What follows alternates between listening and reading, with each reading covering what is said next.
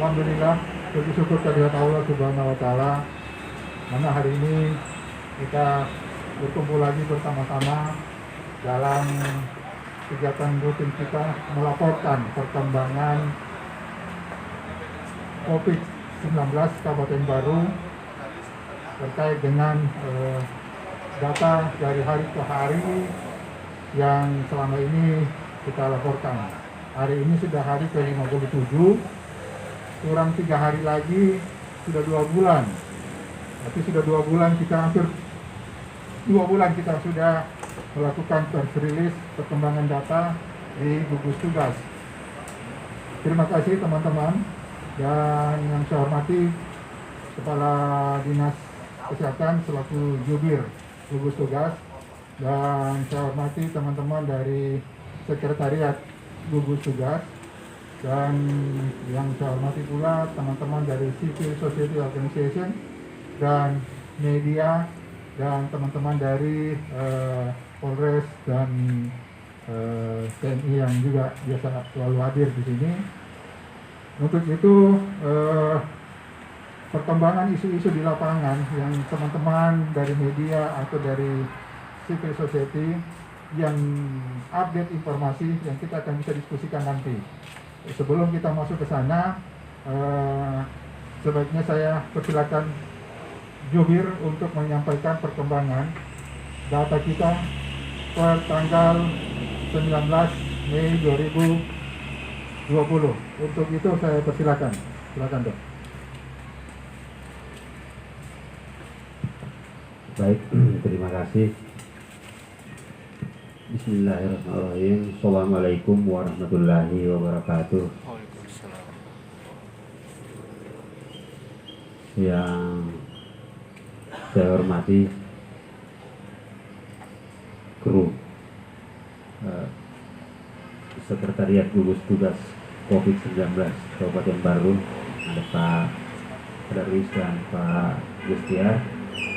Yang saya hormati, saya banggakan teman-teman Social Society dan insan pers yang sempat hadir pada sore hari ini. Alhamdulillahirrahmanirrahim.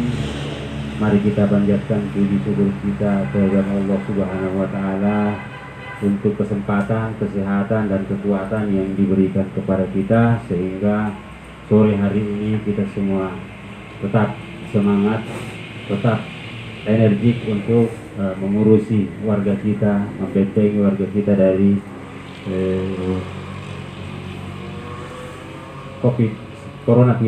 coronavirus Nova 19. Seperti biasanya di sore hari saya laporkan perkembangan data yang dikumpulkan teman-teman di desa, kecamatan, yang dilaporkan ke kabupaten, ke Dinas Kesehatan Kabupaten Baru, dan dilaporkan ke gugus tugas di setiap sore.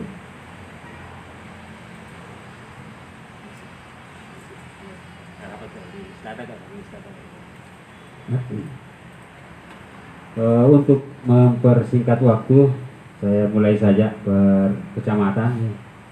Pertama, Malusetasi, OTG-nya kemarin 89, hari ini tetap 89. Terus Sopeng Riaja, kemarin OTG-nya tidak ada, hari ini tetap tidak ada. Balusu juga begitu. Baru, Kecamatan Baru maksud saya, kemarin OTG-nya 15, hari ini menjadi 17. Hari ini menjadi 17.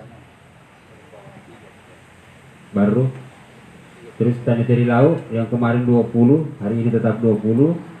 Ini Taniteri aja yang kemarin tidak ada, tetap tidak ada, dan punya nanti tidak ada. Kemudian saya pindah ke ODP. ODP untuk Malusetasi, Sopendri aja, Balusu, Baru, Taniteri Lau, masing-masing 0, tetap hari ini 0. Taniteri aja kemarin 1, itu warga kita yang dari Sorong, itu sudah selesai masa pemantauan selama 14 hari, dan hari ini di Taniteri aja sudah tidak ada ODP lagi. Terus punya nanti kemarin 0, tetap 0 hari ini. Saya pindah ke PDP, di mana Malusit Tasik masih tetap 2 orang sampai hari ini, masih seperti itu 2 orang, dan Sopendri aja Balusu Baru, Taniteri Laut, Taniteri aja dan Pujan Anting masing-masing tidak ada ODP, sehingga jumlah PDP pada hari ini untuk kabupaten ada 2 orang, yaitu orang tua dari Saikul, anak kita yang terkonfirmasi positif dari Malusit Tasik. Tadi malam saya di telepon pimpinan, kenapa orang tua Saikul itu sudah lebih dari 14 hari tidak dikeluarkan dari PDP. Jadi saya bilang dari awal kita sudah sepakat, memang sudah sesuai aturan bahwa PDP itu tidak terkait waktu. Dia tidak terkait waktu sampai dia negatif swabnya. Jadi di sana itu di swab 7 sampai 10 hari di swab lagi, 7 sampai 10 hari swab lagi. Kalau sudah negatif, oke, pulang. Jadi dia tidak terikat waktu. Nah, kapanpun dia negatif swabnya sudah, oke, silahkan, sudah selesai pengawasan. Begitu juga yang positif. Jadi ada dua kategori itu yang tidak terikat waktu. Yang PDP dengan positif. Begitu dia sembuh, dia boleh pulang ke tempatnya. Dia boleh pulang ke rumahnya. Jadi saya pindah ke pasien positif Malusit Tasik yang kemarin 2, hari ini tetap 2. Supendri aja 1 kemarin, hari ini tetap 1. Baru kemarin 4, hari ini tetap 4. Dan masing-masing kecamatan lain seperti Balusu, Taniteri Laut, Taniteri Aja dan Pujan Anting masing-masing 0. Jumlah kasus terkonfirmasi positif untuk Kabupaten Baru ada 7. Dan seperti yang saya jelaskan kemarin bahwa ada warga kita yang dari Bojo, Lapakaka itu kerja di Awal Bros, dan dia domisilinya di Goa, tetapi karena KTP-nya KTP baru itu dimasukkan di kategori baru. Jadi kalau di provinsi itu tertulis ada 8. Nah, selanjutnya yang kedua, persoalan ada warga kita, ibu melahirkan mau bersalin, dirawat di Puskesmas Bojo Baru, kemudian setelah mau bersalin dibawa ke rumah sakit baru, dirujuk, dan di rumah sakit baru dilakukan rapid test, ternyata dia positif. Nah, anaknya meninggal 1 di rumah sakit baru karena dia anaknya kembar, tetap dikirim ke Makassar, sudah melahirkan, sampai di Makassar anaknya juga yang 1 meninggal lagi dan dimakamkan secara protokol COVID di Goa. Di Goa ada desa apa di Goa, ya jelas dia protokol COVID. Ibunya sekarang sementara menunggu hasil swab, hasil droplet swab untuk menentukan penggolongan berikutnya. Jadi kalau misalnya hari ini tadi dilaporkan tapi belum masuk di data kita, sehingga insya Allah besok itu masuk sebagai PDP. Jadi pasien dalam pengawasan, karena sore tadi baru dilaporkan. Itu saya kira yang informasi-informasi yang ada di luar yang masuk ke kami. Mungkin Bapak sekalian yang lebih dekat ke masyarakat, mungkin ada informasi-informasi yang belum sampai ke kami. Kami harap untuk bisa disampaikan sehingga menjadi koreksi, menjadi pengayaan buat memperbaiki kinerja gugus tugas Kabupaten Baru. Kira seperti itu dari saya. Lebih dan kurangnya mohon dimaafkan. Billahi taufiq wal hidayah. Assalamualaikum warahmatullahi wabarakatuh.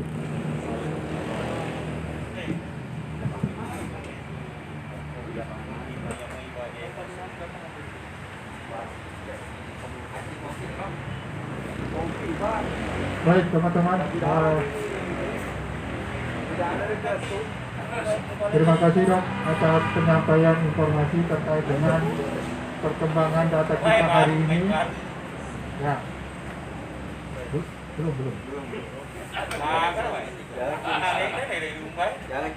Ya, baik. Hasil informasi yang disampaikan oleh data tadi oleh juru bicara, memang kalau dilihat dari data yang signifikan perubahan itu adalah pada OTG. Nah, di sini OTG ada jumlah kasus baru sebanyak 2 orang. Nah, terlepas dari itu datanya hampir sama dengan yang kemarin. Baik, teman-teman ingin menyampaikan beberapa informasi atau isu-isu apa yang ada di lapangan selama ini yang teman-teman temukan atau ada yang ingin ditanyakan tentang terkait dengan data yang barusan disampaikan oleh Juli.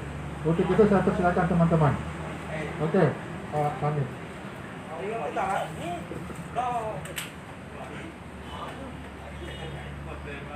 Suatu mic baru. Terima kasih kesempatan diberikan. Assalamualaikum warahmatullahi wabarakatuh. Saya mendengar tadi ada perkembangan tentang ibu yang melahirkan. Jadi ibu yang melahirkan hasil rapid testnya positif. Ya, sekarang ada dirujuk di rumah di Makassar. Jadi pertanyaan kami, bagaimana dengan interaksi keluarga yang di sana? Interaksi keluarga yang di sana, yang ibu yang melahirkan tadi. Yang kedua,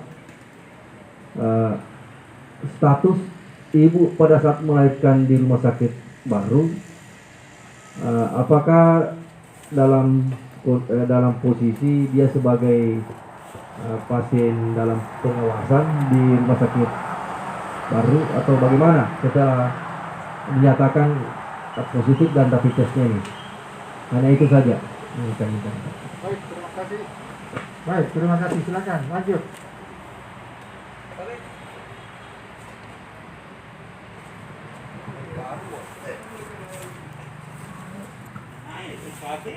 Ya, terima kasih. Assalamualaikum warahmatullahi wabarakatuh. Yang terhormat Bapak Jubir sekaligus Kadis Kesehatan yang kita hormati dan hargai. Yang terhormat Pak Daris Sekretariat Gugus dan Kabah Humas yang baru datang. Dan yang saya hargai dan cintai teman-temanku para pejuang COVID dari pers dan LSM. Terima kasih. Ada pun pertanyaan saya.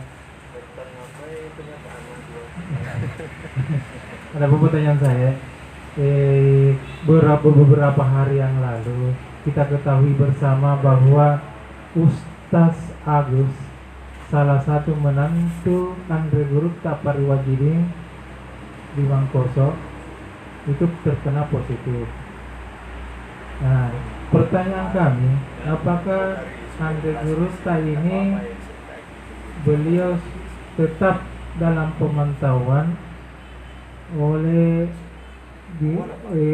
tim medis atau tim COVID? Bagaimana hasil akhirnya, hasil terakhir ini?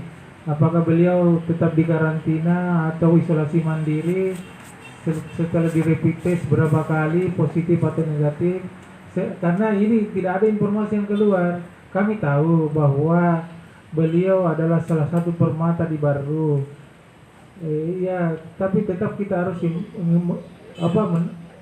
mendapat informasi itu sehingga masyarakat di Baru tidak ada apa lagi semacam fitnah atau apa ya bahwa Andre Gurukta tidak mau di ini. Itu yang pernah saya dapat itu. Bilang kayak Jangki dulu. Andre Gurukta itu tidak mau, katanya dia marah, katanya tidak boleh, belum tentu. Nah itu yang aneh, sehingga informasinya ini clear ke masyarakat. Itu maksud saya. Terima kasih. Assalamualaikum warahmatullahi wabarakatuh. Siapa lagi? Selanjutnya.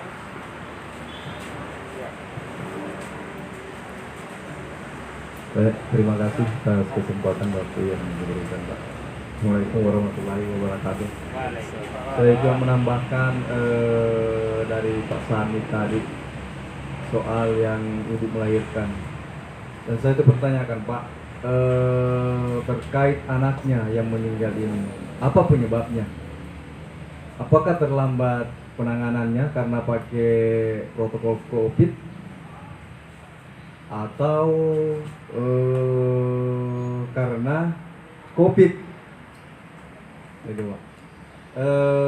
Yang kedua, ini mungkin di luar daripada apa yang disampaikan tadi jubir, terkait karena ini yang jadi bumerang di masyarakat yang banyak komplainnya ini soal bantuan Pak. Soal verifikasi data atau pengaduan masyarakat yang kita terima ini di gugus, khususnya di posko, tindak lanjutnya bagaimana? Apakah turun laporan kayak verifikasi data kemarin? Nah, misalnya bantuan yang diterima oleh yang tidak layak menerima, apakah ditarik? Apakah ditarik kembali dan diberikan kepada yang berhak? Yang kedua, kalau tidak ditarik, apakah ada penambahan kota penerima di setiap desa dan kelurahan? Terima kasih ke saya Pak. Ya, Assalamualaikum warahmatullahi wabarakatuh.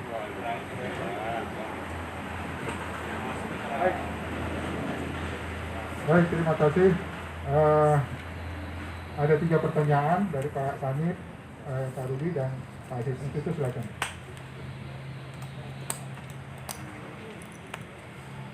Terima kasih tanggapan teman-teman. Ya, pertanyaan hari ini. Kedengaran kan? Dengar. Pertanyaan hari ini alhamdulillah bagus. Jadi ya seperti ini memang inilah yang kita harapkan. Dari Pak Irsam mengenai interaksi ibu yang melahirkan tadi di rumah sakit dengan dengan keluarganya. Jadi kronologis peristiwanya begini Pak. Pasien ini masuk dengan infartu, istilahnya infartu mau bersalin gitu, persiapan untuk bersalin gitu. Dia dirawat di Puskesmas Palandro, tidak ada gejala apa-apa, hanya dia mau melahirkan, dibawa ke Baru karena anaknya kembar sudah dideteksi kembar anaknya, jadi dibawa ke Baru, rumah sakit Baru. Sampai di Baru dia sesak napas, demam, akhirnya diperiksa rapid test karena dia memperlihatkan gejala COVID-19, COVID-19. Istilahnya kalau di istilah kedokteran COVID light begitu. Coronavirus disease light, seperti corona virus, gejala yang seperti itu. Akhirnya dia diperiksa rapid test, dia positif. Nah, tapi sudah melahirkan. Nah, anaknya yang satu meninggal. Ke Makassar, dibawa ke Makassar bersama anaknya. Ternyata anaknya sesak napas, cyanosis, meninggal. Meninggal juga anaknya. Jadi anaknya itulah yang karena dia meninggalnya dalam keadaan sesak, cyanosis, istilahnya dia jadi kekurangan oksigen, biru badannya. Sudah. Itu yang dimakamkan dengan protokol COVID itu anaknya. Jadi ibunya sekarang sudah mulai membaik, masih di Makassar. Yang persoalan dia masih menunggu hasil droplet swab. Kalau misalnya droplet swabnya positif, dia harus diisolasi karena dia ada penyakit. Nah, kalau dia misalnya segar bugar, tidak ada penyakit, tidak ada gejala penyakit, dia masuk ke karantina wisata COVID. Jadi seperti itu. Mengenai keluarganya, begitu ditahu bahwa hasil rapid testnya positif, sudah dilaporkan ke puskesmas tempat asalnya Pojok Baru. Jadi bagian surveillance daripada puskesmas Pojok Baru itu sudah bergerak mencari melihat keluarganya untuk dianjurkan untuk karantina mandiri sambil menunggu hasil swab daripada ibu tadi. Nah, kalau misalnya hasil swabnya positif, di sana juga harus langsung swab. Tidak ada lagi rapid test kalau sudah begitu, karena interaksi dalam interaksi dekat dengan erat dengan keluarganya. Jadi langsung dilakukan swab, tidak usah lagi rapid test memperbanyak langkah. Jadi seperti itu.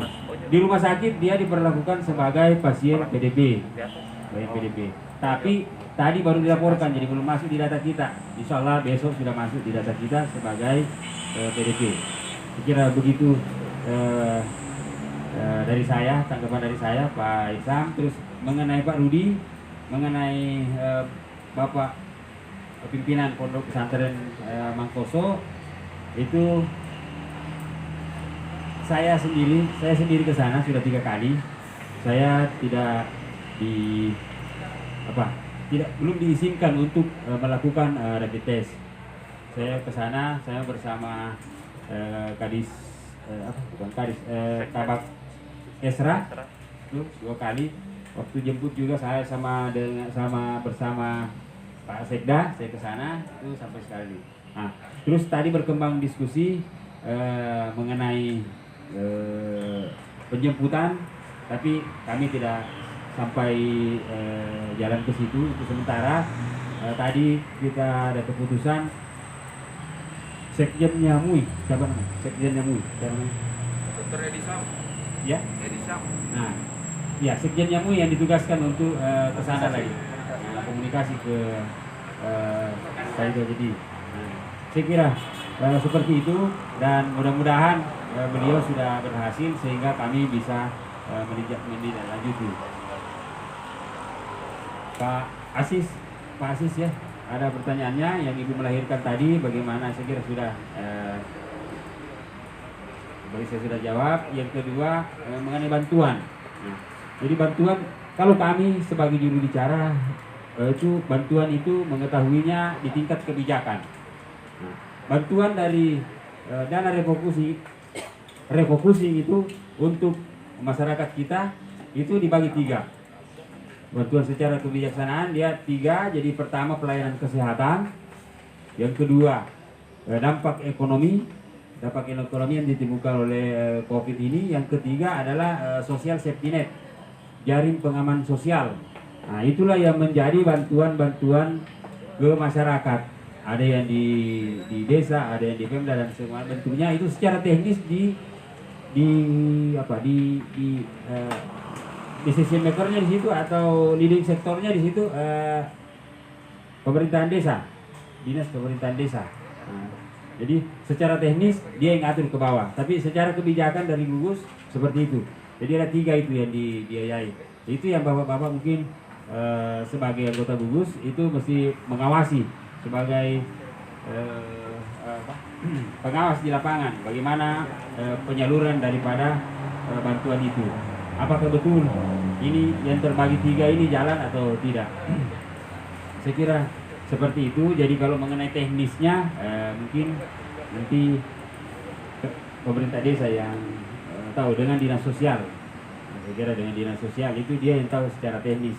Tapi kalau tingkat kebijakan kita hanya di situ saja, sampai di situ saja. Kita tidak mau menyelam ke terlalu jauh ke dalam untuk mengurusi instansi yang lain. Saya kira seperti itu penjelasan saya. Mudah-mudahan bisa menjadi bantuan klarifikasi buat teman-teman sehingga kita bisa dengan tenang bekerja. Ya, saya kembalikan ke pimpinan. Ya, baik. Kalau yang perkembangan tadi yang pertanyaan 1-2 saya pikir sudah jelas.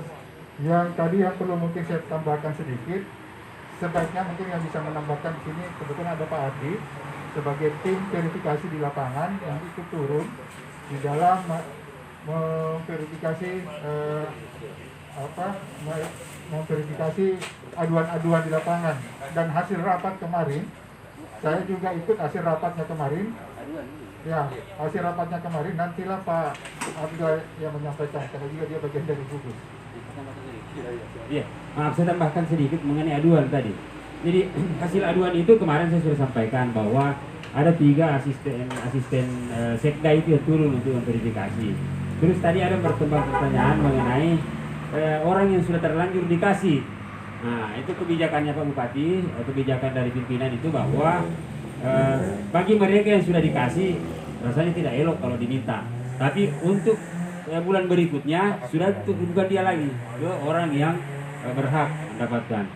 Begitu kebijakan yang ditempuh oleh pimpinan. Saya kira itu kembali ke Adli bisa tambahkan sedikit ya terkait dengan kuota, karena kuota ini sepertinya ada satu penjelasan dari Pak Selatan.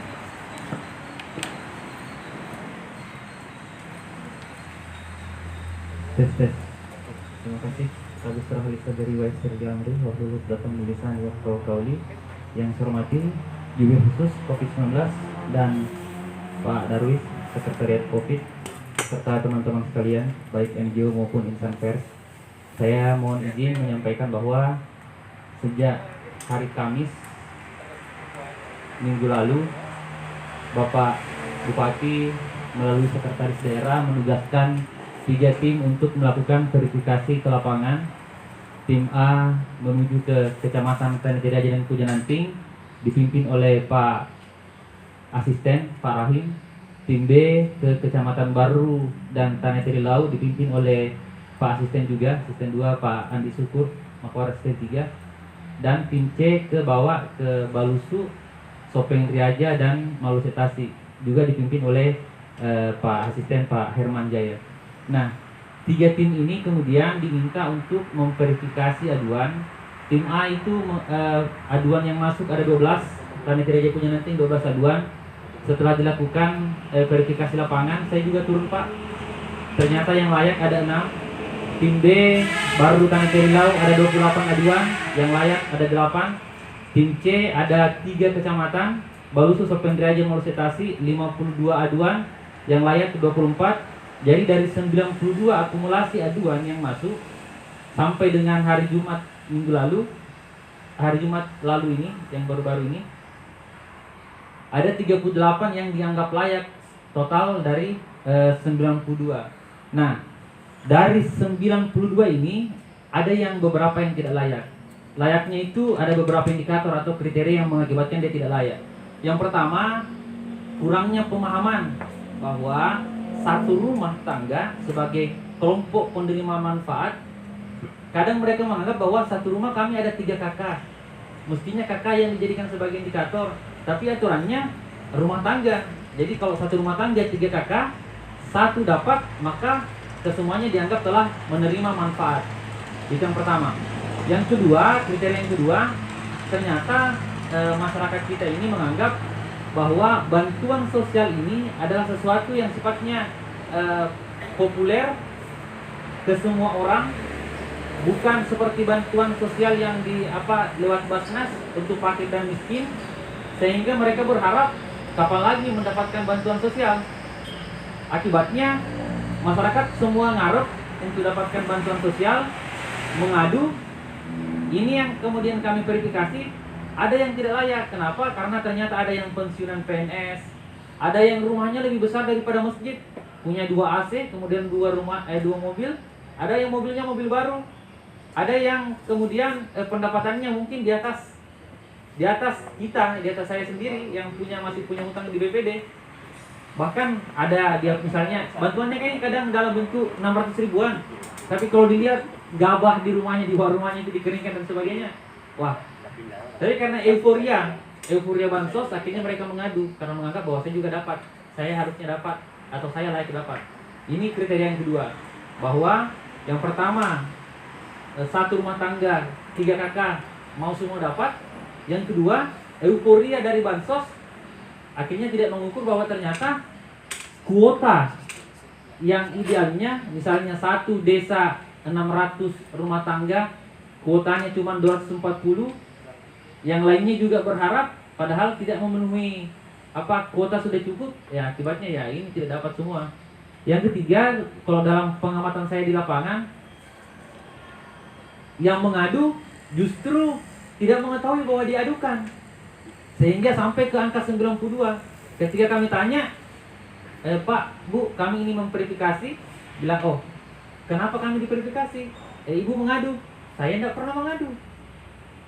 Artinya tingginya tingkat aduan yang mengakibatkan ya ada beberapa yang tidak bisa diverifikasi untuk layak karena merasa bahwa dia dengan gentleman mengatakan bahwa saya tidak perlu dibantu, saya justru mau membantu. Saya juga tidak pernah mengadu. Siapa yang mengadukan saya kayak gitu. Jadi 38 ini dari 92 tadi ini hari per ini hari diminta oleh Bapak Sekretaris Daerah dibuatkan dalam bentuk berita acara. Berita acaranya sudah ditandatangani tadi. Kemungkinannya akan dibawa ke DPMD. BPMD akan mengkomunikasikan ke DPMD akan mengkomunikasikan ke kepala desa, ke masing-masing kepala desa bahwa inilah yang layak. Satu desa mungkin sekitar 5 sampai 6. Cuman 38 Pak. Desa itu kalau tidak salah cuma sekitar 7 desa. Dari 38 bagi 7 jadi sekitar 5, 4, 6 saja. Ini kalau bisa di cover masuk ke bantuan penerima bantuan selanjutnya. Cuman saya mau menyampaikan ada instruksi Menteri Dalam Negeri, mungkin Pak Harus ya, ada instruksi Menteri Dalam Negeri dengan Menteri Desa bahwa bantuan sosial yang bersumber dari dana desa, BLT desa, harap untuk segera dicairkan sebelum tanggal 24 Mei. Akhirnya rapat berharap agar tim penanganan pengaduan untuk BLT ini menutup atau menghentikan pengaduan sampai di tanggal 20 agar ada ruang di tanggal 21, 22 untuk turun verifikasi, tanggal 23 disetujui di desa dan tanggal 24 dapat diterima. Setelah tanggal 24 diharap tidak ada lagi aduan karena telah diberikan ruang sampai sejak launching kemarin di di alun-alun Coli Sudie sampai sekarang setelah terhimpun 92 diharap tanggal 20 selesai finish. Mungkin bisa disampaikan ke masyarakat kita bahwa tanggal 20 Mei nanti finish closing kita pengaduan jam 00. Jadi tanggal 21 mungkin sudah bisa ditutup nomor pengaduan. Setelah itu kami akan melakukan verifikasi ke lapangan 21, 22, 23 tembuskan ke desa. 24 akan tersalurkan semua BLT yang bersumber dari dana desa. Saya pikir cukup sekian. Terima kasih. Billahi taufiq wal hidayah. Assalamualaikum warahmatullahi wabarakatuh. Waalaikumsalam. Terima kasih Pak Kabid.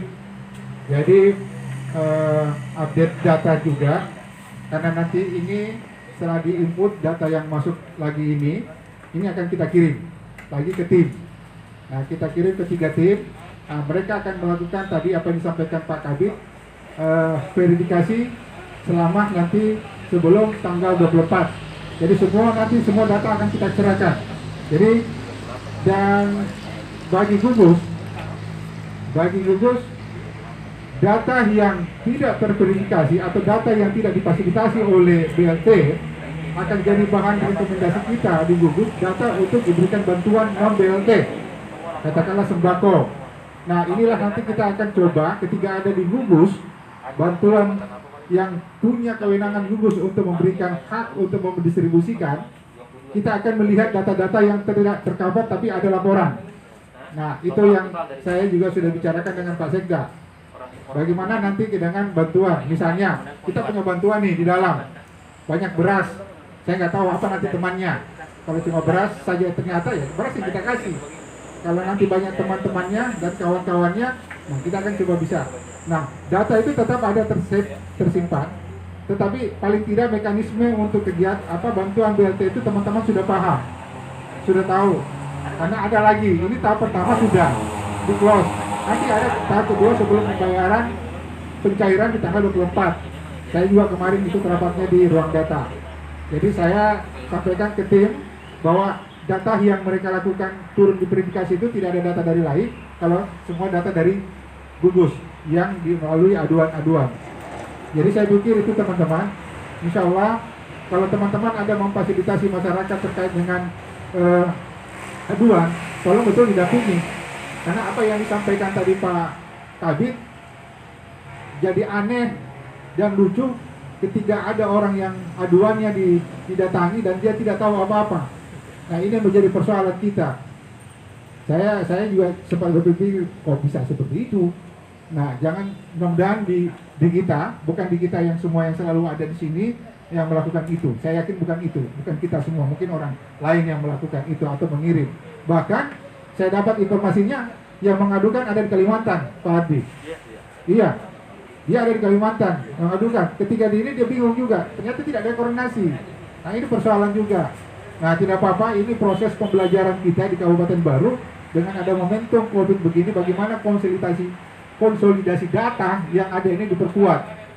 Karena katakanlah apa yang disampaikan Pak Ardi, ada 600 rumah tangga, BLT itu ada taruh 250, berarti ada kurang lebih sekitar 350 yang tidak. Nah, berapa yang ada bantuan sosial tunainya misalnya, berapa bantuan PKH-nya. Nah, ini yang nanti yang bisa terurai. Nah, di luar dari itu, nah barulah kita bisa carikan jalan. Apakah nanti sembako-sembako yang ada masuk di gugus itu yang kita bisa distribusikan kepada mereka. Karena ada juga yang cuma bilang semua kasih sembako, mestinya sudah enak perasaanku kalau cuma sembako, bukan BLT. Ada juga yang begitu. Nah, bahkan yang kami terima, saya terbuka sama teman-teman yang masuk di dalam begini, yang ternyata banyak responden itu adalah rasa ketidakadilan di dalam pembagian bantuan. Nah, ini yang perlu kita fasilitasi, rasa keadilan itu. Bahkan ada yang bertanya tadi Pak Ardi, ada yang bertanya, apakah kami ini yang mengadu-aduan saja, apakah mereka yang terima tidak pantas itu perlu kita adukan? Nah, saya bilang silakan. Nah, silakan, tapi kita tidak punya kewenangan untuk memberi justifikasi untuk itu. Nah, silakan. Jadi ini, iya. Apa Pak? Ada yang saya mau tanggapi dulu aja Pak Ardi. Oke. Iya. Sebagai tim verifikasi lapangan. Iya, silakan. Perlu memang ada balance-nya. Ini kan sudah ada verifikasi lapangan. Jadi saya ingin tambahkan. Jadi begini, ini kan sudah ada tim verifikasi di lapangan. Hasilnya ada layak, ada tidak layak. Sementara peraturan yang ada selama-lamanya tanggal 20. Oke, itu jalan selama-lamanya tanggal 20 dan selama-lamanya tanggal 24 langsung tersalurkan. Selesai. Tapi kami dari tim gugus, terutama LSM ini tetap melakukan di lapangan. Karena kerjasama Pemda dengan Kejaksaan dalam hal penanganan COVID ini kan harus jalan. Jadi kami ini harus juga melihat betul desa ini bekerja yang mendapatkan ini layak atau tidak. Jadi tetap ini kita tetap sebagai teman-teman di gugus ini kerjasama antara Kejaksaan dengan pemerintah kabupaten dalam hal penanganan COVID ini, khusus di BLT desa ini harus memang kita kawal juga apa betul Kejaksaan bergerak di lapangan untuk kerjasamanya, sehingga temuan-temuan kami di LSM ini bagaimana Kejaksaan dalam hal penindakan untuk para musyawarah desa nanti ini menentukan bahwa layak atau tidaknya. Karena ada pengaduan masuk, ternyata ada juga yang di dalam data itu saya dengar tadi ada kriteria bahwa yang dilayani itu adalah per rumah tangga, bukan per kakak. Ya, kami juga dapatkan data ada dalam anak bapak dapat, tapi 2 kakak. Ini kan juga ada bagaimana ini. Jadi silakan jalan saja, tanggal 20 selesai, 24 selesai penyaluran. Tapi proses pengaduan jalan terus, karena ini kita mau lihat kerjasama Kejaksaan dengan pemerintah kabupaten dalam hal penanganan COVID ini. Jangan sampai ini desa-desa ini macam-macam saja desa. Jadi mohon juga dihadirkan PMD, kita mau lihat sini yang disalurkan ini semester berapa. Ini bulan Mei, berarti harus 2 semester. 2 April Mei. Kita mau tanya juga, yang kebayar ke BLT ini yang mana? Ya. 1 semester April kah? Mei kah? Ini juga kita mau lihat supaya ini kejelasan semua teman-teman, bahwa jangan sampai kita di gugus ini dianggap biasa juga orang di luar, bahwa gugus ini hanya menerima pengaduan selesai verifikasi selesai. Tidak, kita juga bergerak begitu. Jadi kami komitmen selesai 24 bergerak. Ya, terima kasih. Assalamualaikum warahmatullahi wabarakatuh. Waalaikumsalam warahmatullahi wabarakatuh. Terima kasih Pak Irsa. Jadi pada dasarnya ditutupnya aduan ini bukan menutup semua aduan dalam arti yang Pak Utan Samit. Silakan teman-teman media, civil society, ormas melakukan pengawasan di lapangan. Makanya saya sampaikan tadi, bahkan ada yang curhat. Nah, apa yang disampaikan itu betul ada di lapangan. Nah, makanya kita bagian yang ada di gugus ini membantu memfasilitasi dan mengedukasi juga kepada masyarakat. Karena ada juga tadi ternyata, mengapa mau BLT? Saya nggak mau Pak, saya mau BLT. Ada begitu. Jadi kita harus mengedukasi juga masyarakat. Jadi ada yang harus proses-proses yang dilakukan. Ya terkait dengan ada, karena Pemda pun juga sudah melakukan kerjasama dengan kejaksaan, kepolisian, dengan masyarakat, dengan ormas semua. Nah inilah kita jalan terus. Jadi tapi yang dimaksud ditutup ini adalah aduan online-nya, pelayanannya kita di sini itu sudah ditutup. Jadi secara keberlanjutannya itu tetap berjalan Pak di lapangan. Baik teman-teman, saya pikir sudah cukup.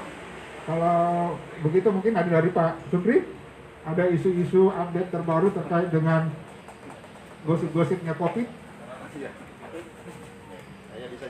Oke, baik. Silakan Pak Supri.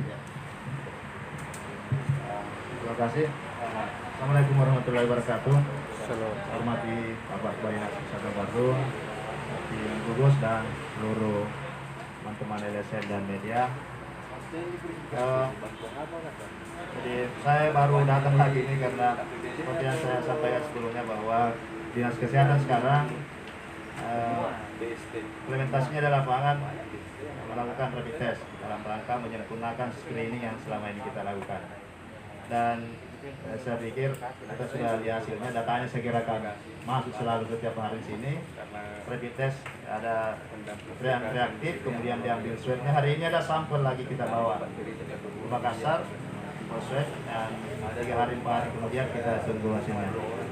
Kemudian teman-teman Dinas Kesehatan juga sekarang lebih proaktif lagi turun mengedukasi keluarga-keluarga baik OTG, pelaku perjalanan atau masyarakat umum dengan mengintensifkan edukasi terkait penggunaan masker, cuci tangan pakai sabun, jaga jarak, dan sebagainya. Ini baru kami dari Puskes Bojo. Selanjutnya rapid test ini akan berlanjut terus, termasuk bagi tenaga kesehatan yang kita anggap cukup beresiko terhadap penularan COVID-19 ini. Jadi beberapa tenaga kesehatan di puskesmas sudah di rapid test dan ya saya kira datanya sudah masuk di sini, yang mana yang positif. Kemudian sementara ini ada yang reaktif juga, tapi itu tidak bisa kita buka yang mana reaktif. Nanti kalau memang positif lagi tentu akan ada pengumuman, tapi bukan namanya, tapi akan saya kira itu perkembangan terakhir yang kami lakukan di Dinas Kesehatan. Ya, setiap hari ini turun demi COVID-19 ini. Ya, saya kira itu dari kami Dinas Kesehatan. Assalamualaikum warahmatullahi wabarakatuh. Waalaikumsalam warahmatullahi wabarakatuh. Terima kasih Pak Sekretaris, Pak Sekretariat. Baik teman-teman, saya pikir sudah cukup untuk hari ini. Insya Allah kita ketemu lagi besok di dalam situasi yang lain. Mudah-mudahan kita ada perkembangan yang signifikan. Mudah-mudahan semua dalam keadaan stabil. Kalau bisa nanti menurun pelan-pelan. Baik, saya tutup. Wabillahi taufiq wal hidayah. Assalamualaikum warahmatullahi wabarakatuh.